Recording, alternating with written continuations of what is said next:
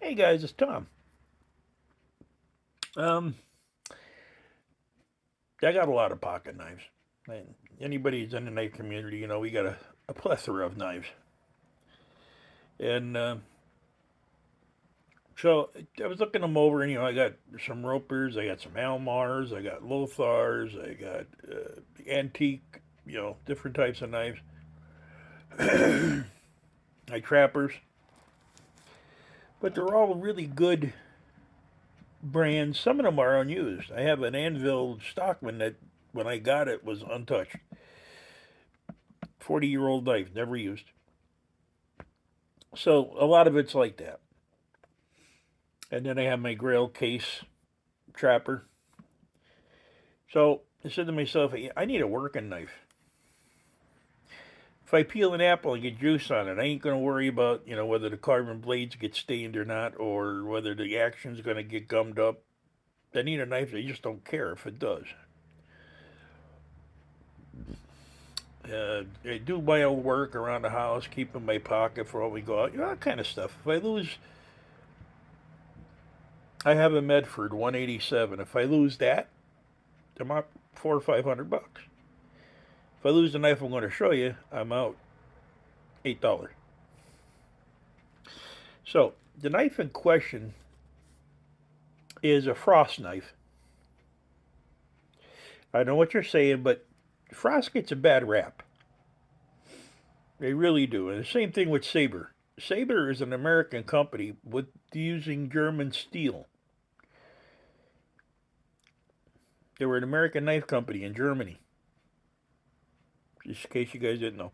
But anyway, when I first picked up this knife, I thought to myself, wow, this is fit, finish, everything is great.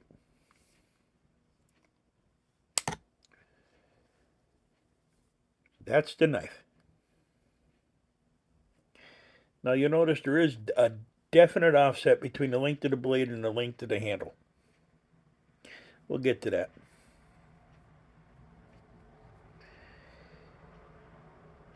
Don't think you're going to be able to see it.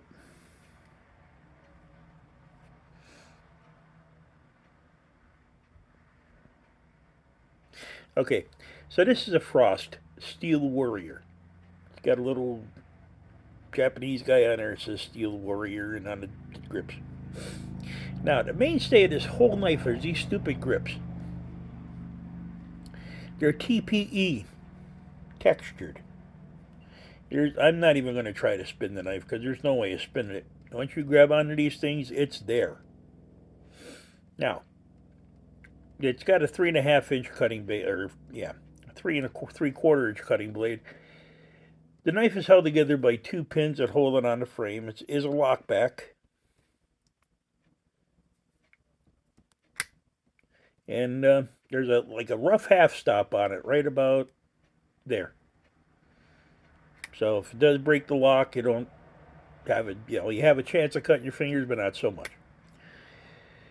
So this is a 4.5 inch t.p.e. handle. The t.p.e. is molded over the frame of the knife. Okay. Now, this knife takes a heck of an edge. Nothing.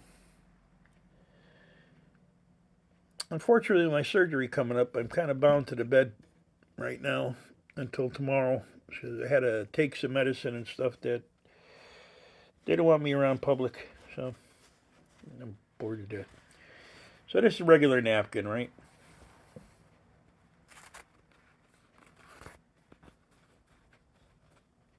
I thought it was sharper than that. There we go. So that's just regular old napkin. Tore through it or cut through it or whatever. It does feel sharper than that though. See what we can do with hair here.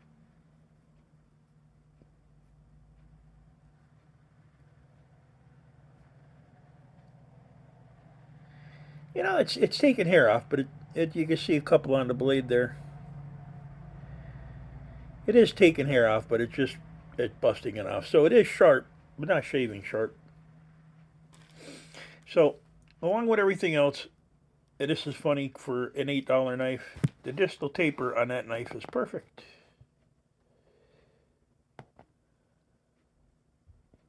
For an $8 knife. I've got $100 knives here. The distal taper, one side's ground over. So let's go over it again. We got a 3 3/4 inch stainless steel 440 cutting blade. 4.5 inch handle. I'm thinking it's more like 5, but I'm going to say 4.5. 4.5 inch handle. Really nice finger groove here with t.p.e. overmold. It is a lockback with a half stop. It's looks like an 1/8 inch stock. Nice nail nick, and for you hunters, now for you guys that's going to use it for just a work knife, I mean, it's everything that you're going to need. You might have to resharpen it more often than an expensive knife, but if you ruin it, you lose it. Who cares? It's $8. Well, I would care if I lost it because all knives are good to me. But I mean, I've lost knives on a job site. I lost a buck 110 one time on a job site. I lost a SOG Twitch, I think it was called, a Magnadot. Lost them on the job site because the clips broke or they just pulled out of my pockets on stuff. So, if I would have lost this, it would have been like, eh. The Magnadot I did find, but the rest of them I didn't because one of the co-workers picked it up or somebody picked it up, the Masons or whoever was there. So anyway, I like the way it fits in my hand. I can get a good purchase on it, and with this t.p.e, your hand's not going anywhere. Okay? Now, if I was to be out hunting and I was cutting a squirrel or a rabbit or whatever, okay? Generally, when you get them split open, you got to roll them over, take the insides out, and split the rib cage. Now, see the way that is in relation to my hand. If I'm holding the squirrel like this and I go to take his rib cage out, that is perfect. This locks into the back of my hand, and I've got some pretty big hands. I got like 9-inch hands. This locks into the back of my hand. That locks into the front of my hand. I love this deep choil in front because it acts like a guard, and it's the t.p.e stuff, so you're not slipping anywhere. If you want to choke up on the blade, you can, and you still got enough t.p.e in your hand to where it's not going to hurt you. So, this is the Steel Warrior by Frost. Like I said, a lot of people give them bad raps, but you know what? Frost does make a hell of a knife if you're paying for them. If you pay some money for them, that you can get a good Frost knife, like, $25, $30. Now and then, though, you hit a diamond in the rough, like that little Tac Force Defender knife I had. Now and then you hit a diamond in the rough. This is a diamond. I said this is the Steel Warrior Lockback. That's all it says from Frost. All right, this is Tom. Got surgery this coming Thursday, so we'll see you after that. Appreciate your time and your patience. Don't forget to share the video out, and we will see you guys on the next one.